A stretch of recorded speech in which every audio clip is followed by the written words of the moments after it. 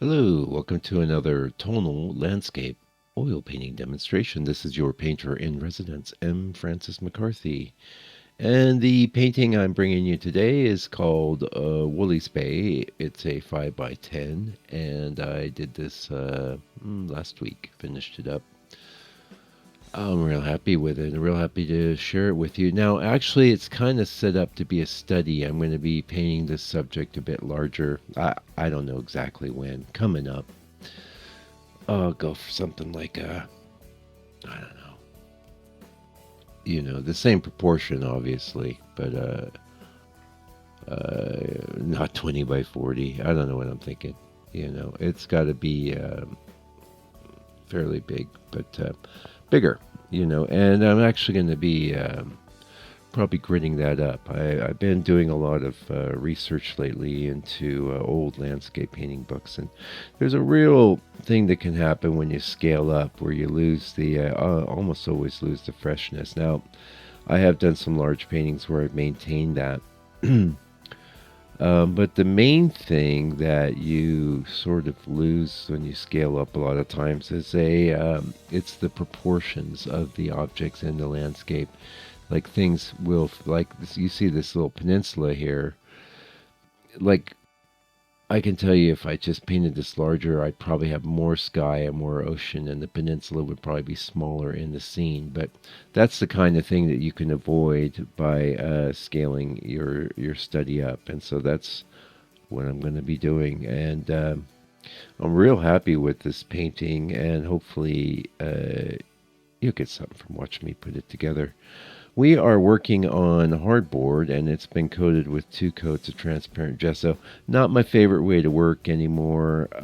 I prefer to have a couple coats of house paint on that hardboard. And I actually have been working with some new substrates as well, which I'll be talking about when I did have a painting done. I accidentally deleted the video footage, so I'm not sharing that today. But we'll talk about that when I've got one of those going, and we won't talk about things that are not in front of us. What I can say is, well, I did very much enjoy painting on the hardboard and the speckly hardboard surface for that kind of modeled for quite a while. But I am not as into it these days, and the reason is I prefer to have just one common tone peeking around. The way I work is actually, I've been learning, is actually technically not alla prima.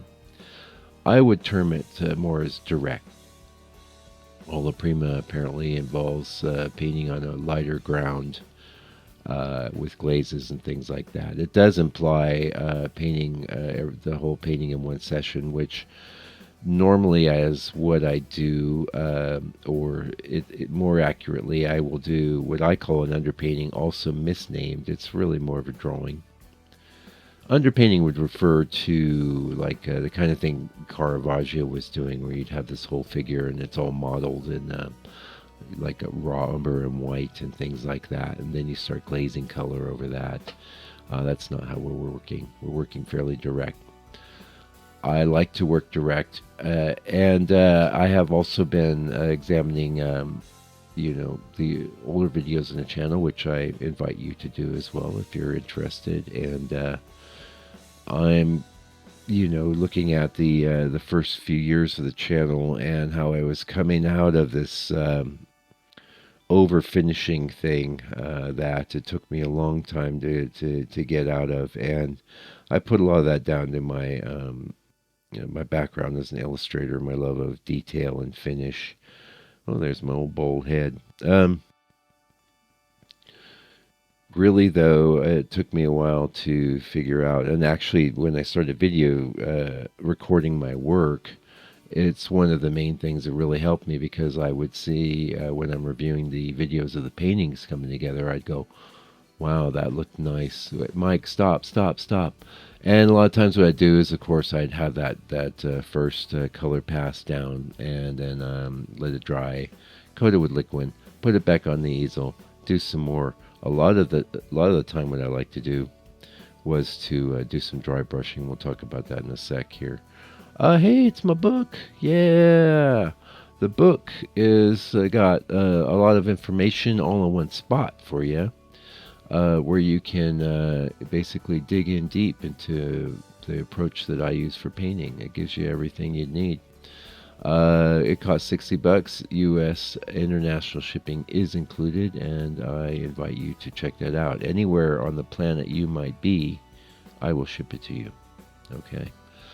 So yeah, and I'm not going to belabor dry brushing. You'll find a lot about dry brushing on my various blogs and things. But what it is basically is like when the painting's dry, either the texture of the surface or the texture of the brush strokes, you can very lightly pull a very minimally loaded brush over that surface and pick up a lot of interesting textures. And it's a great effect for softening things. The reason I completely backed off on it now, I hardly ever use it, is that softening process. I really don't like that. Interestingly, though, in a few recent paintings, I have used a bit of a softening process just to adjust hard edges, and that's where you take a brush that's clean and just lightly pull it over the surface. I,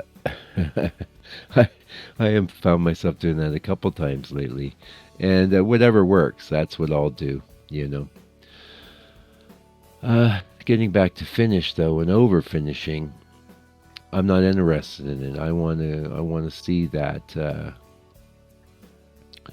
struggle, the struggle. I'm looking at the reference, and I am doing my best to paint it in a way that works for me. It works in line with my aesthetics and my experience and my intuition. That's what interests me, and that's what I do. Now, when you load the painting back up on the easel, you're really taking a lot of chances. And sometimes I will do if there's something really egregious, something really wrong. But mostly I just won't. I just have to live with things that maybe I'm looking at, and I say, I could have done that better, or I could have improved that. And I'll be honest with you, I don't spend a lot of time thinking that way, because mostly that struggle is in the moment. I'm trying to get something to work, and I have to compromise. In most cases, it's going to be some level of compromise if you are trying to work in a fresh, direct manner. It's just unavoidable, and it's okay. That's the great thing about doing lots of work, lots of paintings. After a while, you just get comfortable with yourself and the way you do things. And that'd be my advice to you. It always has been, to do more paintings.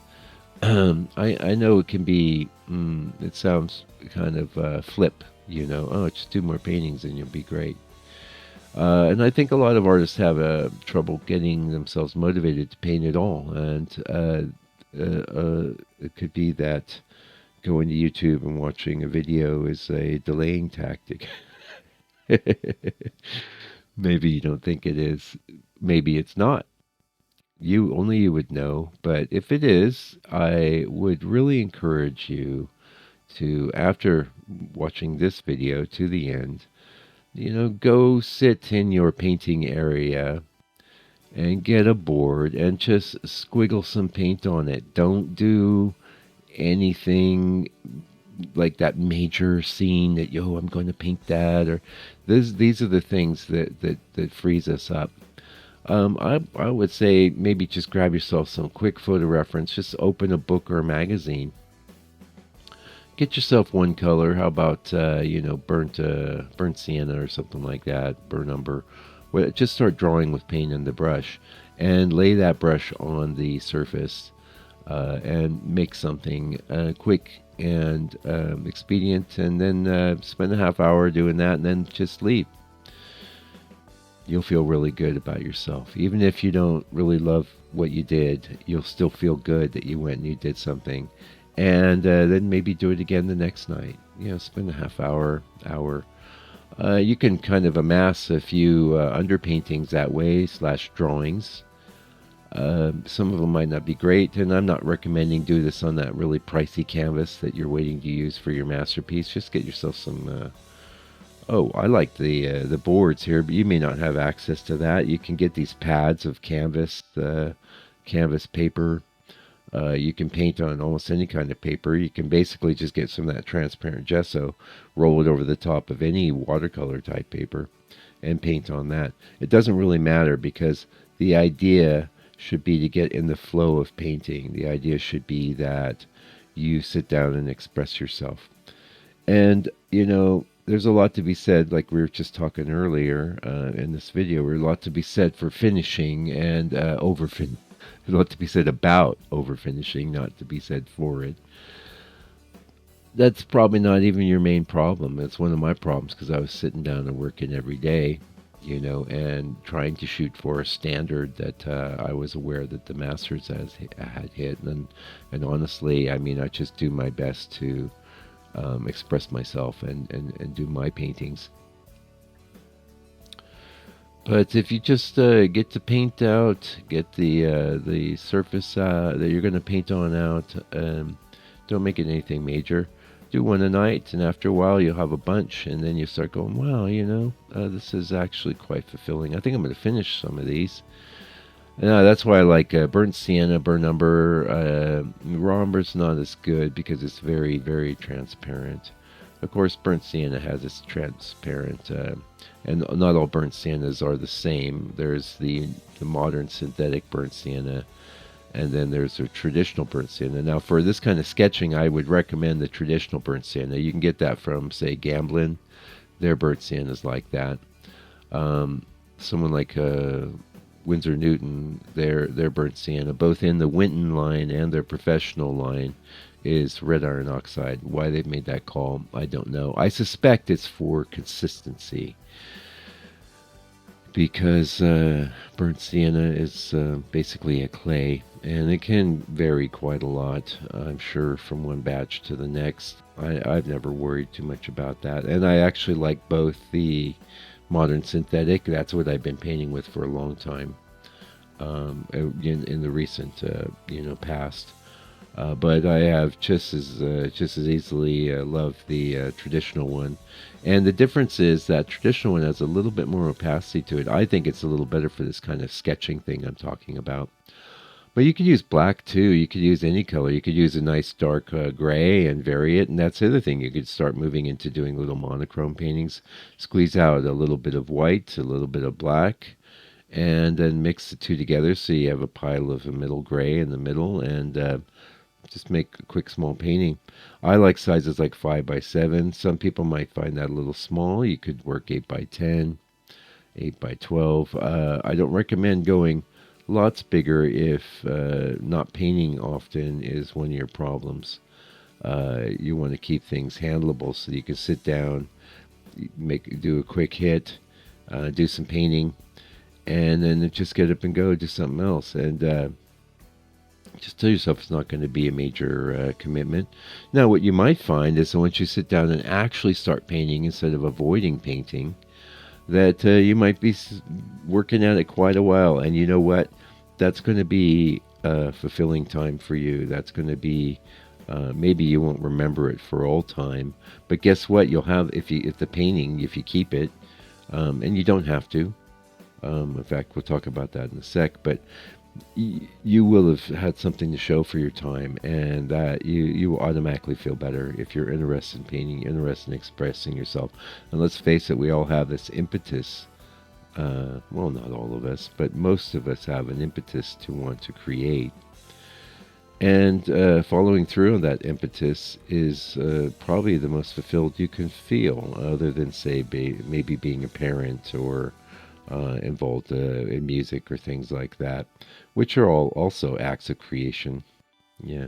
I'm real happy with, by the way, I know I'm talking much about the process of this painting, but there's plenty of that on the channel. So, I like to basically just follow the line of thought that comes to me as I'm sitting down and chatting with you. I'm very happy with the way I did those waves, and because they're picking up the sand, I finally figured out how to pull that off. I mean, I've been working with it. Also, the thing with waves, when you're painting waves, it's really easy for them to get stiff, and when they're stiff, they don't look like waves. I think these do look like waves. They look pretty dang good. Also, the other challenging thing to paint is the footsteps in the sand. Yeah, I'm not saying it's masterful, but it does work, and especially great that we have something in that little corner there to keep your eye from, hitting a sort of stationary area. Anyway, that's it for this video. Until I come back with another video for your, hopefully for your edification and enjoyment. Do me a favor, do me a solid. Take good care of yourself and your family, and stay out of trouble. Fight the power.